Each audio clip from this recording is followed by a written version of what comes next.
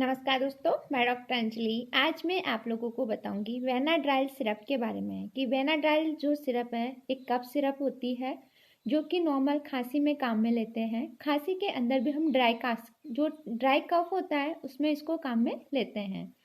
वेनाड्राइल जो सिरप होती है खांसी के साथ साथ में जैसे हमें एलर्जी सिम्टम्स लाइक जैसे नाक से पानी आना या नाक का बंद होना या फिर गले में खराश रहना या फिर आंखों में जलन होना, इसके अंदर हम इसको काम में लेते हैं। कंटेंट्स की बात करते हैं तो इसमें जो डाइफेनिल हाइड्रामाइन, साथ ही साथ में अमोनियम क्लोराइड और सोडियम सिट्रेट, ये 3 कंटेंट्स मिलकर के वेनाड्राइल कफ सिरप को बनाते हैं।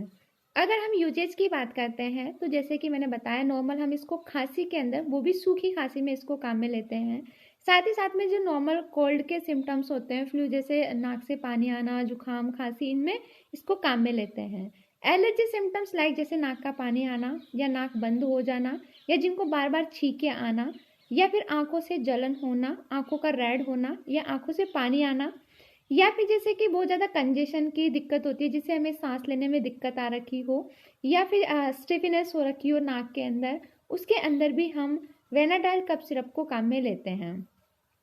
साथ में जैसे कि हमारे जो लंग्स है उसके अंदर जो कफ का जो जमा हुआ है या हमारा जो एयरवे है उसमें जो कफ का जो फॉर्मेशन हुआ है और वो निकल नहीं रहा है, तो उसके अंदर भी हम वेनाड्राइल कफ सिरप को काम में लेते हैं। डोजेज की बात करते हैं तो 2 से 3 चम्मच हमें खाना खाने के बाद में सुबह शाम लेना चाहिए। खाना खाने के बाद में जैसे हम इसको लेते हैं तो इस मेडिसिन को देने के बाद में हमें कुछ टाइम के लिए सोना चाहिए ताकि जो एलर्जी सिम्टम्स होते हैं वो रिलैक्स हो जाए। साथ में जैसे नाक से पानी आना, इन सिम्टम्स में भी हमें राहत मिलती है। कॉमन साइड इफ़ेक्ट की बात करते हैं तो इसमें जैसे कि अगर साइड इफ़ेक्ट में है तो स्टमक में पेन हो सकता है, वो भी पर्टिकुलर जैसे एपिगैस्ट्रिक एरिया है उसमें, या फिर आलस या नींद आती है इससे। साथ ही साथ में इसमें क्या होता है कि इम्पेयर कोऑर्डिनेशन होता है क्योंकि पेशेंट को बहुत ज़्यादा नींद साथ में आलसपन आता है, इस वजह से ये प्रॉब्लम्स रहती है। या फिर कॉन्ट्राइंडिकेशंस की बात करते हैं तो जिनको ग्लूकोमा हो, आंखों का, या फिर जिनको हमारे पेट के अंदर अल्सर है स्टमक या डुडेनल का, तो उसके अंदर हम इस मेडिसिन को थोड़ा अवॉइड करना चाहिए। या फिर जिनको लीवर या किडनी की डिजीज़ है काफ़ी लंबे समय से, उनको भी वेनाडाइल कफ सिरप नहीं देनी चाहिए।